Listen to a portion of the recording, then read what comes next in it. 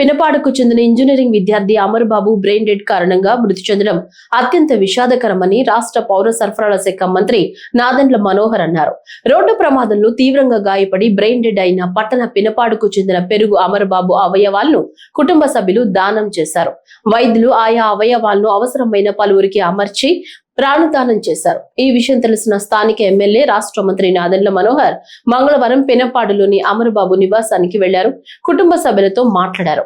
అమర్ బాబు brain dead తో ఆయన కుటుంబ సభ్యులు తీసుకున్న అవయవ దానం నిర్ణయం సమాజానికి ఆదర్శంగా నిలిచిందని తెలిపారు.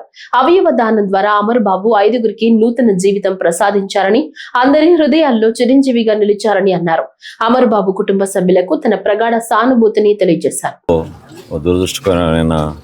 రోడ్ యాక్సిడెంట్లో పెరుగు అమర్ బాబు యాక్సిడెంట్లో ప్రాణాలు కోల్పోయాడు.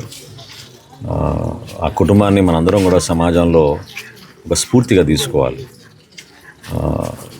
బాధతోటి తల్లి తన సొంత బిడ్డని కోల్పోయిన సందర్భంలో హాస్పిటల్లో ఎప్పుడైతే డాక్టర్లు బ్రెయిన్ డెడ్ అని చెప్పారో, అవయవ దానం అనేది ప్రతి ఒక్కరి మనసులో ఉండే విధంగా ఆ తల్లి స్పందించడం, వారికి సహాయంగా ఉన్న బంధుమిత్రులందరినీ కూడా తెనాలి ప్రజల పక్షాన, రాష్ట్ర ప్రజల పక్షాన మనస్ఫూర్తిగా నేను అభినందిస్తున్నాను. రోడ్ యాక్సిడెంట్లో చనిపోయినాక దాదాపు 4 రోజుల నుంచి హాస్పిటల్లో ఉన్నప్పుడు వీళ్ళు తీసుకున్న నిర్ణయం కళ్ళు విషయంలో కానివ్వండి, గుండె విషయంలో కానివ్వండి, కిడ్నీస్ విషయంలో కానివ్వండి, మరొకరికి ప్రాణం ఇవ్వడం అనేది భగవంతుడు మనకి ఇచ్చిన వరం. కానీ ఆ నిర్ణయం తీసుకోవడం చాలా కఠినమైన నిర్ణయం. కానీ సమాజం పైన ఉన్న ప్రేమతోటి ఒక నలుగురికి సహాయపడాలి, మా బిడ్డని ఇంకో నలుగురిలో మేము చూడాలి అనే భావనతోటి ఆ కుటుంబం తీసుకున్న నిర్ణయానికి మనస్ఫూర్తిగా మనందరి తరఫున వాళ్ళని అభినందిస్తున్నాను. అన్ని విధాలుగా ప్రభుత్వం నుంచి మేము కాపాడుకుంటాం.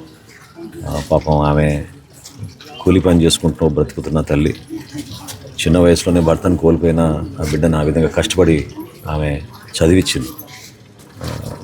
ఫ్రెండ్స్ అందరూ కూడా చాలా ఆదర్శవంతంగా నిజాయితీగా బతకాలని ఈ సందర్భంగా వాళ్ళని కోరుకుంటూ, తప్పకుండా మన కూటమి ప్రభుత్వం నుంచి అందించాల్సిన సహాయం గౌరవ ముఖ్యమంత్రి గారి దృష్టికి, అదేవిధంగా గౌరవ ఉప ముఖ్యమంత్రి గారి దృష్టికి తీసుకెళ్ళి అందరం కలిసి ఈ కుటుంబాన్ని ఖచ్చితంగా ఆదుకునే విధంగా మా వంతు మేము డెఫినెట్గా నిలబడతామని ఒక ధైర్యం ఇచ్చే విధంగా ఈ రోజున వాళ్ళందరికీ తెలియజేయాలి.